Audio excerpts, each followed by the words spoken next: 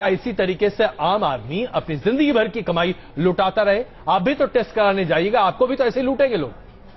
बिल्कुल ठीक कहा आपने। देयर इज नो डाउट, इस चीज में किसी भी तरीके का डाउट नहीं है कि इस तरीके का काम जहां पे भी हो रहा है या यदि हो रहा है तो वो डेफिनेटली गलत है। पर इस चीज के बारे में मैं दो चीजें कहना चाहूंगी। आज करप्शन आपने खुद भी दिखाया, आप अपनी चैनल पे रोजाना दिखाते रहते हैं। करप्शन किस फेज ऑफ लाइफ में नहीं है? नंबर वन, जिस तरह हमारी सोसाइटी का पतन हो रहा है, medicine is also a part of our society only. Some people जो हमारी इस पर्टिकुलर एक मिनट आप मेरी बात क्षमा चाहता हूं, नहीं हम भगवान के बाद अगर किसी के हाथ पर भरोसा करते हैं तो डॉक्टर, नहीं वो, और अगर डॉक्टर हमारी जेब काटने लगे, वो भी जेब कटवा बन जाए तो फिर बचा क्या? मैं बिल्कुल भी नहीं कह रही हूं कि ये चीज सही है। मैं इस चीज के बारे में बिल्कुल नहीं कह रही। मैं आपको सिर्फ, यदि आप इस चीज के बारे में वाकई कुछ करना चाहते हैं तो मैं उस चीज के बारे में आपको करना ही तो चाहते हैं, वरना 10 महीने बाद दोबारा क्यों खड़े होते हैं? बिल्कुल सही कह रहे हैं आप, बिल्कुल अच्छा कर रहे हैं, बहुत अच्छी तरीके से। लेकिन इस चीज के बारे में दूसरा समझिए, ये कितना परसेंटेज ऑफ जगहों में हो रहा है? जो भी स्टैंडर्ड लैब्स हैं, डॉक्टर के अग्रवाल ने पूछा, मैंने उनसे सीधे तौर पर कहा 8 डायग्नोस्टिक सेंटर हम गए थे, 8 में ये स्थिति है। धीरेन्द्र इस वक्त हमारे साथ मौजूद हैं, उन्हीं की निगरानी में ये पूरा इन्वेस्टिगेशन किया गया। धीरेन्द्र, जरा आप बताइए हमारे दर्शकों को, कितने लैब्स में आप गए, सब जगह आपको ये मिला या नहीं, और अगर मिला तो किस तरीके से खुलेआम ये धड़ेले ये धंधा हो रहा है, जरा बताइए आप। अजय जी, बाकी कुछ कहने की जरूरत से पहले जितने हमारे यहाँ मेडिकल प्रोफेशन से जुड़े हुए गेस्ट हैं, उनको सिर्फ कुछ करना नहीं है। उनके सामने अगर लैपटॉप है, उनको उस पर जाना चाहिए। किसी भी लैब का जिसको वो बहुत साफ सुंदर समझ रहे होंगे, उसके रेट लिस्ट को निकाल के हमारे ही टीवी चैनल पे वो दिखा दें तो उनको खुद पता चल जाएगा, क्योंकि वो बता चुके हैं डॉक्टर कि किस में कितना खर्चा आता है। अगर ये सिर्फ रेट लिस्ट देख लें तो इनको अपने सवालों के जवाब मिल जाएंगे। इनको इस बात पर होना चाहिए कि जिस भी लैब पर आप जाइए, सीधा जाइए और बिना वो क्रेडेंशियल चेक किए हुए। यानी ये इतना आम है कि हम, चूंकि जिन लोग लैब को हमने किया, जिसमें भी अप्रोच किया, हमको वहां सीधा मिला। किसी ने शक किया तो इस वजह से, क्योंकि उनको लग रहा था कि ये कमीशन ज्यादा है या अनाप शनाप मांग रहे हैं, शायद ये नहीं जानते। उसके बावजूद वो अगर दे रहे हैं कमीशन, तो मेरा सिर्फ ये कहना, चाहे वो डॉक्टर के अग्रवाल हो, चाहे डॉक्टर शालिनी हो या डॉक्टर जायसवाल हो, उनको सिर्फ ये करना है, इंटरनेट पे अपने जाकर टाइप करना है और रेट लिस्ट निकाल लेनी है। उसके बाद उनका सच या झूठ उनके चेहरे पर होगा। ये आप देख ले सकते हैं अजय जी। बिल्कुल धीरेन्द्र, इसमें कोई शक नहीं है। हम ये बात डंके की चोट पर कहने को तैयार है। आप कोई डायग्नोस्टिक सेंटर ला दीजिए, हम वहां पर स्टिंग ऑपरेशन करके आपको उसका सच दिखा देंगे। हम लगातार ये बात सामने रख रहे हैं। हम अभी आपको, रंजीता रंजन जी, आप अभी कुछ कहना चाह रही थी। अभी हमारे पास तारिक अनवर साहब ने इस स्टिंग ऑपरेशन को देखकर अपनी प्रतिक्रिया दी है, वो भी हम दिखाना चाहते हैं। लेकिन रंजीता जी बताइए, आप क्या कह रही हैं? देखिए, जो बार बार ये बोल रहे हैं कि कितने परसेंटेज है या डायग्नोस्टिक सिस्टम में है, बहुत सारे, आप फोर्टिस को ले ले, मैक्स को ले ले, बहुत सारे ऐसे प्राइवेट हॉस्पिटल हैं जिनका कमीशन बंधा हुआ है। और ये जो डायग्नोस्टिक सेंटर है या एमआरआई सेंटर है, ये डॉक्टर्स रिकमेंड करते हैं। आप प्राइवेट में दिखा रहे हैं, वो रिकमेंड करते हैं कि आप यहाँ पर जाकर ये कर लीजिए। तो इसके साथ डॉक्टर सारे इन्वॉल्व हैं।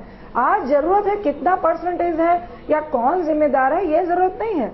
डॉक्टर एक ऐसा पेशा है कि हम वहां जाते हैं, अपने आप को बिल्कुल उनके हवाले कर देते हैं। आज लोग इलाज कराने से डरने लगे हैं कि उनको विश्वास नहीं है कि मेरा इलाज होगा, या सिर्फ लूटने के लिए कर रहे हैं। आज जरूरत है कि रेगुलेटरी बॉडी बहुत जरूरी है कि आनी चाहिए, उनकी रिस्पॉन्सिबिलिटी तय होनी चाहिए। आप डॉक्टर्स हैं, आपसे रिलेटेड डायग्नोस्टिक सेंटर है, आप कह रहे हैं मेरा कोई लेना देना नहीं है। जब इस तरह से लोग बात करेंगे, सिर्फ डायग्नोस्टिक सेंटर की बात क्या कर रहे हैं? एमबीबीएस डॉक्टर लिखा हुआ है, वो नर्स है और वो डॉक्टर बन के काम कर रहा है। बिहार में नर्सिंग एक्ट ही लागू नहीं है, जितने सारे लैब हैं, गवर्नमेंट को भी मालूम है। एमसीआई को कहा जाता है कि आपको पेशेंट देख रहा है, डॉक्टर ने छेड़छाड़ किया, तो टोटल एमसीआई उसके फेवर में चला जाता है कि नहीं डॉक्टर को अग्रवाल साहब, आप शायद इसका बेहतर जवाब दे सकते हैं। डॉक्टर्स के खिलाफ, डॉक्टर अग्रवाल, इसका जवाब आप दे सकते हैं। शायद में जो भेड़िए हैं, उनके लिए सब डॉक्टर्स को यूनाइट होना पड़ेगा, इवन गवर्नमेंट को यूनाइट होना पड़ेगा। मैं सिर्फ इशू को थोड़ा सा डाइवर्ट करना चाहूंगा। इशू के अंदर में मैं ये बताना चाहूंगा कि एक मैसेज पब्लिक में, IMA, MCI, we condemn any type of cuts and commission, any types of rebates. लेकिन पब्लिक में सिर्फ ये मैसेज नहीं जाना चाहिए कि हर मशीन, क्योंकि मैं MRI का एग्जाम्पल लूं, पैथोलॉजी लैब का एग्जाम्पल लूं, मान लीजिए कुछ ऐसी MRI मशीनें जो बहुत महंगी हैं, कि हर मशीन में जहां 7,000 रुपए ले रहे हैं उसमें से उनकी एक्चुअल कॉस्ट जो है 2,500 रुपए की इतना कमीशन है। जो स्टैंडर्ड की लैब्स हैं वो इतना बड़ा कमीशन कभी भी अफोर्ड नहीं कर सकते, जितने भी स्टैंडर्ड्स की लैब होंगी। जिनकी लैब पुरानी जनरेशन की होगी वो अपनी नई जनरेशन की लैब का चार्ज लगा के कमीशन दे रहा है। सरकार को यहां पर भी सोचने की जरूरत है। अग्रवाल साहब ये बताइए कि ये अग्रवाल साहब, डॉक्टर अग्रवाल, रेडिएशन के हिसाब से मैं आपसे बस ये जानना चाहता हूं, बताइए ना, मैं एक आम आदमी हूं, मैं एक पत्रकार हूं, मुझे क्या पता कि मुझे कहां कराना चाहिए। मैं तो ये जानता हूं, मैं तो बड़ा नाम देखता हूं, वहां पहुंचता हूं, आप वहां पहुंच के अपना इलाज कराना चाहता हूं। आप बताइए ना, मैं कैसे समझूं कि मुझसे चोरी की जा रही है? सिंपल सा आंसर है, सिंपल सा आंसर है, किसी भी प्रकार की रिबेट अलाउड नहीं है। ट्रांसपेरेंट होना चाहिए। कोई भी टेस्ट अगर आपने चार्जेस लगा रखे हैं उसी चार्जेस के अंदर में आप फिक्स रहोगे, तो ये सिस्टम खत्म। डॉक्टर अग्रवाल, यही तो बात है, आपको ये तमाम सेंटर जहां हमने ये स्टिंग ऑपरेशन किया है वो अपने रेट से पैसे ले रहे हैं, वो रेट से ऊपर चार्ज नहीं करते हैं। उनका लिखा हुआ रेट है, रेट चार्ट है, रेट कार्ड देते हैं, बोलते हैं कि देखिए ये इतना पैसा, और उसके बाद उसमें से कट दे रहे हैं। ये मैं कैसे जानूंगा कि मेरा पैसा कोई और लूट रहा है?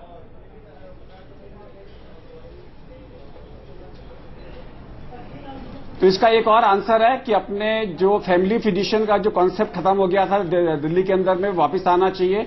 और आपका फैमिली फिजिशियन जो है वो आपके लिए एक राइट तरीका है। लोगों डॉक्टर अग्रवाल, अब हम आपके सामने, मैं ये कहना चाहता हूं, हम आपके सामने अब ये दिखाएंगे, अभी कुछ ही देर में हम आपके सामने दिखाएंगे गुरु तेग बहादुर, दिल्ली का एक बहुत ही चर्चित और बहुत ही प्रतिष्ठित अस्पताल है।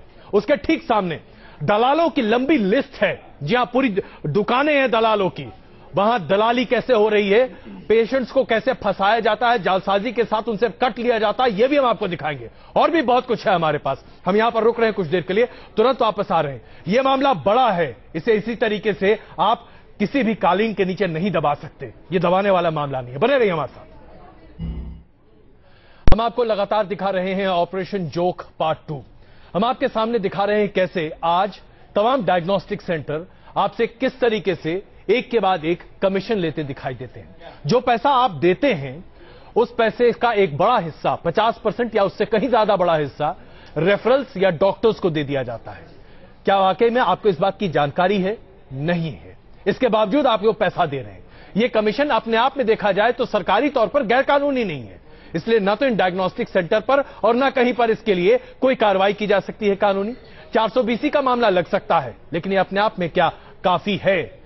जिस तरीके से डॉक्टर्स आज आपके भरोसे का खून कर रहे हैं, यह साबित करता है कि आज हमारे देश में कुछ भी दलाली भ्रष्टाचार से अछूता नहीं है।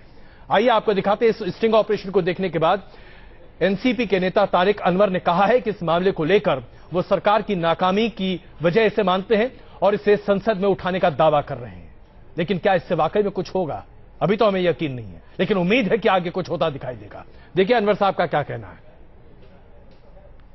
ये बात बिल्कुल सही है कि डॉक्टर और पैथोलॉजिस्ट के बीच में वो अंडरस्टैंडिंग होती है, उनको कमीशन मिलता है डॉक्टर को।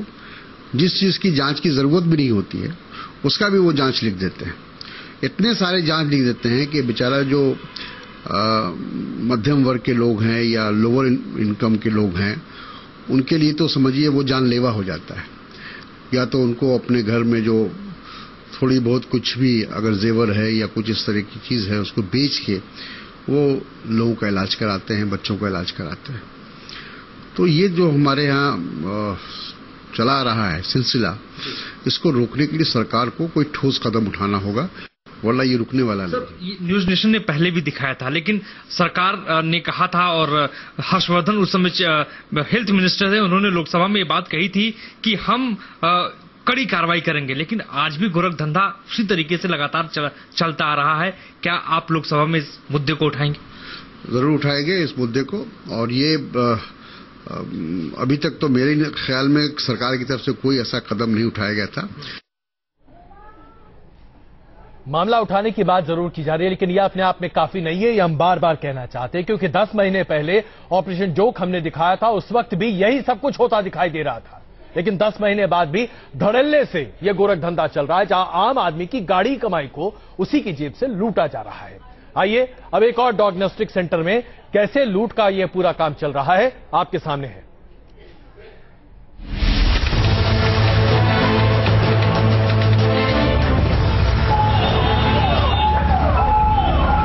सूरी अल्ट्रासाउंड और पैथोलॉजिकल सेंटर, पश्चिमी दिल्ली। सूरी अल्ट्रासाउंड के 2 सेंटर चलते हैं और दोनों अलग अलग इलाकों में। सूरी से ही हमें मालूम हुआ कि पॉश इलाके में है तो फिर आपको कुछ ज्यादा ही बिल देना होगा। भले ही कंपनी एक हो, भले ही टेस्ट एक हो, भले ही एक ही डॉक्टर हो, दाम इलाके के हैं, टेस्ट के नहीं है जनाब। आइए मिलते हैं डॉक्टर संदीप सूरी से और आपको लिए चलते हैं नांगलोई सेंटर पर। कल बात हुई मेरी आपसे। हाँ जी, कहाँ पे आप कर रहे हैं? मेरा ये विकास नगर में है। विकास नगर तो दूर पड़ जाता है, तो पेशेंट इधर ही आते हैं। मैं एक्चुअली होम्योपैथी से हूँ, BHMS से। अच्छा अच्छा अच्छा, ठीक है। हाँ देखिए, मैं पहले कहाँ गई थी? हाँ वो जो विकास मेरे थे यहाँ। आपको जिन बातों पर हैरानी हो रही होगी वो डॉक्टर सूरी के लिए आम बात थी। इन्होंने दिल्ली में डायग्नोस्टिक की 2 दुकानें खोल रखी हैं और जब देश की राजधानी दिल्ली में ऐसा हो रहा है तो देश का शायद ही कोई कोना ऐसा होगा जो इस मर्ज से महफूज हो, जहां बीमार लाचार होता हो और मेडिकल के लुटेरे माला माल होते हों। जरा आप भी देख लीजिए कैसे कट की बातें हो रही हैं। कट यानी दलाली, यानी जनता की जेब तराशी। तो कैसे रहेगा, क्या कर लेंगे आप हमें? क्या पहले वो क्या लेते हैं आप बताइए। नहीं, पोलोडोम कितना लेते हैं? वैसे 600 रुपये लेते थे, 40% देते थे। आप क्या देते हैं? क्या देते हैं?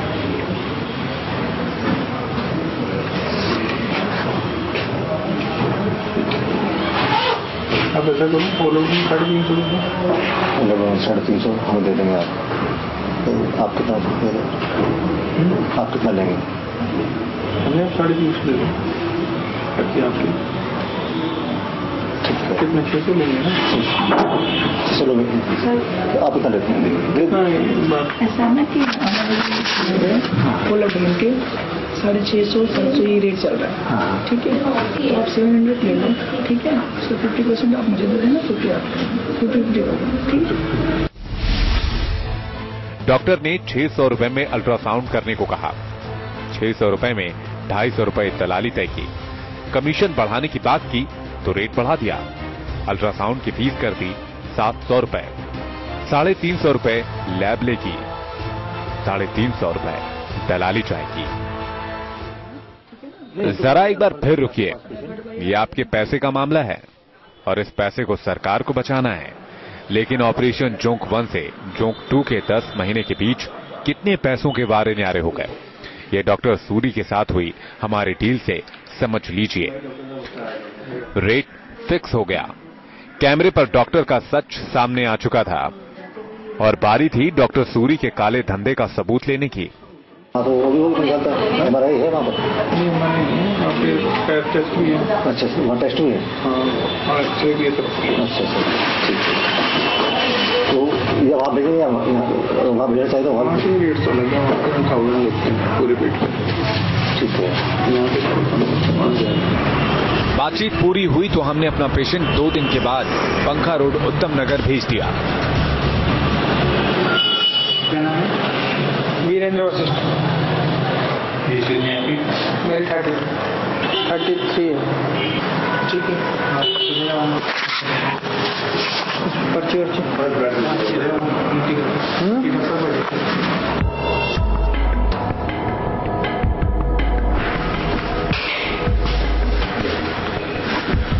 इसका बिल तो मिलेगा ना? बिल हाँ, तो क्लेम का कराया ना। अल्ट्रासाउंड के पास यूजिंग है। ठीक हो गया। एक बार और लेना है? नहीं, बस हो गया। अभी अब क्या करना? अभी आप उधर बैठो, इसके बाद अल्ट्रासाउंड टेस्ट भी पूरा हुआ। हमने इस लैब में 2 दिन बाद एक और नया पेशेंट भेजा। उसका भी पैथोलॉजिकल टेस्ट और अल्ट्रासाउंड टेस्ट कराया गया। रामपाल नाम है। 3 नंबर का मैं और यूरिन बाद में लेना अल्ट्रासाउंड के बाद। ठीक है, 3 नंबर का मिलिए।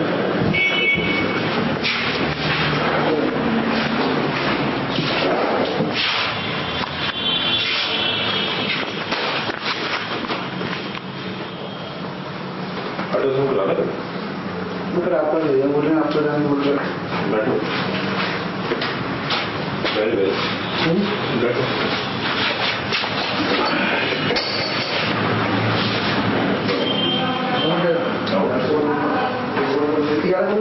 कोई करो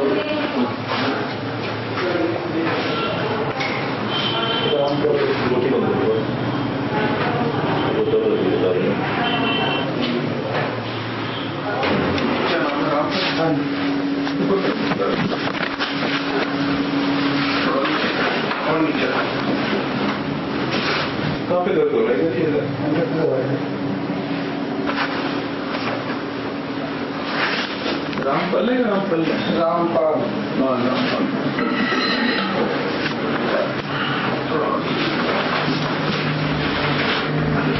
दोनों पेशेंट के टेस्ट पूरे हुए तो बात आई कमीशन की। कमीशन लेने के दौरान डॉक्टर संदीप ने बताया कि जितना बिल ज्यादा बनता है उससे उतना ही फायदा होता है। आप क्या बात क्या हुई थी हमारी नागले में? नागले में बात ये हुई थी कि वहाँ तो 350 कह रहे थे आप, या कुछ ज्यादा बता रहे थे। तो यहाँ पे 1000 है, यहाँ से 50% बोला था आपने। कुछ और कुछ और नहीं मैं पूछ रहा था, मेरी यहाँ ध्यान नहीं है। यहाँ ज्यादा इजी पड़ता है यहाँ पर। हाँ ठीक है, यहाँ के रेट भी ज्यादा है, वहाँ के रेट कम है। यहाँ पे थोड़ा ये फायदा, ये भी तो फायदा, दोनों को फायदा है। पर ये कि यहाँ पे ब्लड टेस्ट भी हो जाता है ना। हाँ ब्लड टेस्ट नहीं होगा तो पेशेंट इधर उधर जाएगा, फिर खराब हो जाता है। हो गया ब्लड टेस्ट? हो गया, ब्लड करवा देना स्टील करना हुआ है ना।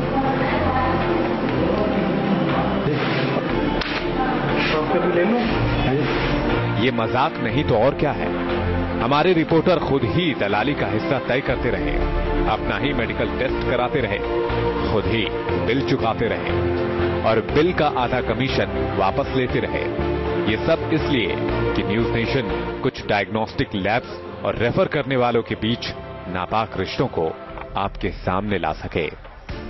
सूरी पैथोलॉजी में टीम ने 2 बार आईना दिल्ली का ही नहीं, दोनों बार में कुल 3000 रुपए खर्च, देश में जाने कितने देखे 1500 रुपए वापस, लेकिन 10 महीने में सरकार कितनी बेहोश रही, इसका जीता जागता सबूत है ये पैथ लैब, जो सिर्फ हमें और आपको नहीं हर किसी को लूट रहे हैं। जिनका चेहरा सामने है वो बेखौफ हैं और जनता से, जनता के द्वारा और जनता के लिए बनाई गई सरकार नदारद है। वीरेंद्र वशिष्ठ और दीपक त्यागी के साथ रामकुमार, न्यूज नेशन, दिल्ली। तो देखा आपने सूर्या डायग्नोस्टिक्स का क्या है हाल। यहां इस तरीके से धंधा होता है, रेट लिस्ट तय किया जाता है और उसके बाद बताया जाता है कि उसमें से कितना पैसा कमीशन के तौर पर दिया जा सकता है। अलग अलग तरीके के धंधे यहां पर होते दिखाई देते हैं। उससे भी बड़ी बात यहां पर निकल कर आती है, सूर्या डायग्नोस्टिक का 2 क्लिनिक है, एक जो कि जरा पॉश इलाके में नहीं है, वहां पर कम चार्ज किया जाता है, एक जो कि पॉश इलाके में है, वहां कहीं ज्यादा चार्ज किया जाता है और उसी के हिसाब से आपका कमीशन भी बढ़ जाता है। डॉक्टर साहब खुद ही कह रहे हैं, भाई पेशेंट लेके आना है ना, कम पॉश इलाके में लेकर मत आओ, तुम्हें कमीशन कम दूंगा, ज्यादा पॉश इलाके में लेकर आओ 50% दूंगा, वहां पर आपको ज्यादा कमीशन मिलता दिखाई देगा। अब इससे ज्यादा खुलेआम धांधली और क्या हो सकती है।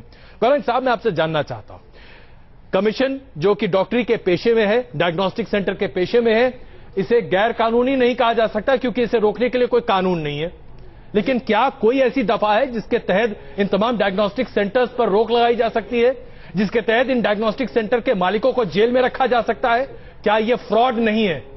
जी, आपने पहले भी ये एक्सरसाइज किया था, पहले भी आपने ऐसा ही स्टिंग ऑपरेशन किया था। उसके बाद एक व्हाइट पेपर टाइप का बना था जो कि सरकार ने कहा था कि वो एक नई एक्ट लाएगी, एक नया लेजिस्लेचर आएगा, नया एक धारा आने वाली है, बट ऐसा कुछ भी नहीं हुआ अभी तक। जहां तक डॉक्टरों का सवाल है, आप उन पे बंदिश लगा सकते हैं, आईएमए उन पे बंदिश लगा सकती है, उनको कमीशन न लेने देने दोनों पे पाबंदी है। बट जहां तक एक एजेंट का सवाल उठता है, जहां तक ये डायग्नोस्टिक सेंटर का सवाल उठता है, ये कोई भी धारा के अंदर आज ये कंट्रोल नहीं है। आज इनके ऊपर कोई भी चीज करना बड़ा मुश्किल है। हाँ, आप आईपीसी में इनके ऊपर चीटिंग लगा सकते हैं, 418 लगा सकते हैं, आप कह सकते हैं कि हाँ ये इनको मालूम है कि ये इतना रेट होना चाहिए, बट इसके बावजूद ये ज्यादा रेट ले रहे हैं, इनका रेट कार्ड ज्यादा है, ये कमीशन दे रहे हैं, तो आप इनके अगेंस्ट इंक्वायरी कर सकते हैं, आप इनके अगेंस्ट आईपीसी में जा सकते हैं, धाराएं लग सकती हैं, पुलिस केस रजिस्टर कर सकता है और इस चीज की तफ्तीश हो सकती है। ये पहले भी कहा गया था कि इन सारी चीजों पे तफ्तीश होगी,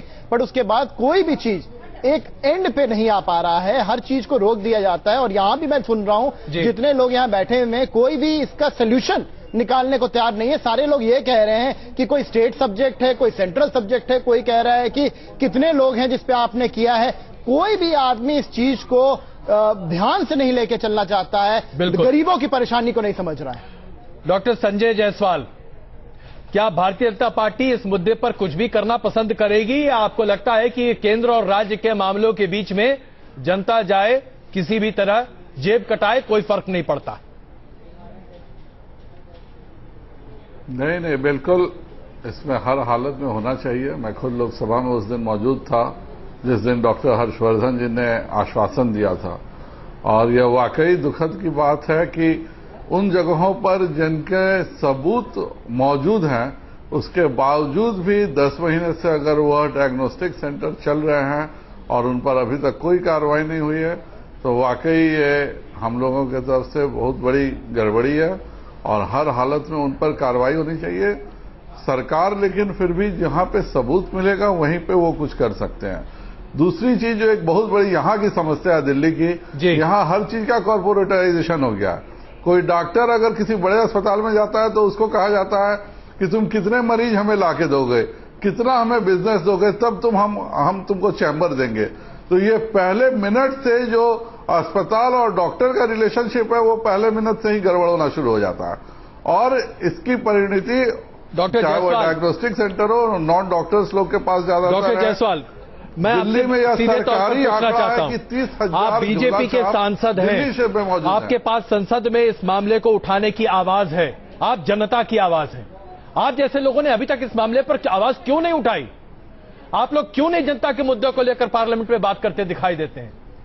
आप बताइए ना, आपके साथ भी तो यही हो रहा होगा, आपके परिजनों के साथ भी तो यही हो रहा होगा साहब। कानून है, लेकिन जिन लोगों के साथ नहीं, जिन लोगों के पास साफ साफ सबूत है और उसके पर अभी तक कार्रवाई नहीं हुई, उन डायग्नोस्टिक सेंटर को बंद नहीं किया गया और दोबारा फिर आप जाके वहां पे इस का खींच लिए, तो सबसे पहले तो मैं आपको बधाई और धन्यवाद दूंगा।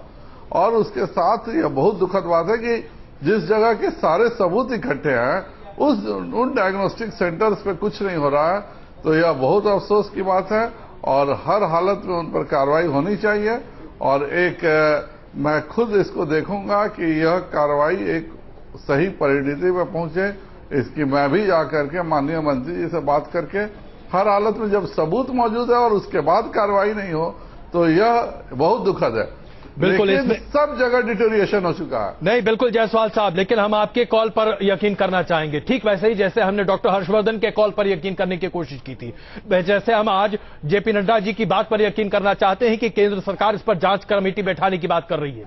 लेकिन वाकई में हमें अफसोस है कि आम जनता की आवाज को उठाने के बावजूद, तमाम सबूत रखने के बाद भी न्यूज नेशन ने हर इन्वेस्टिगेशन में पूरा सहयोग किया, लेकिन आज भी जनता को उसी तरीके से ठगा जा रहा है। हम यहां पर रुक रहे हैं कुछ देर के लिए, वापस आकर आपको दिखाएंगे कुछ और इन्वेस्टिगेशन, बताएंगे आपको कि कैसे बड़े से बड़े डायग्नोस्टिक सेंटर में लोगों को इसी तरीके से ठगा जा रहा है। क्या आपकी गाढ़ी कमाई वाकई में ठगी के लिए बनी है? क्या आप वो मोटा मुर्गा हैं जिसे काटने के लिए लोग बैठे हैं? बने रहिए हमारे साथ।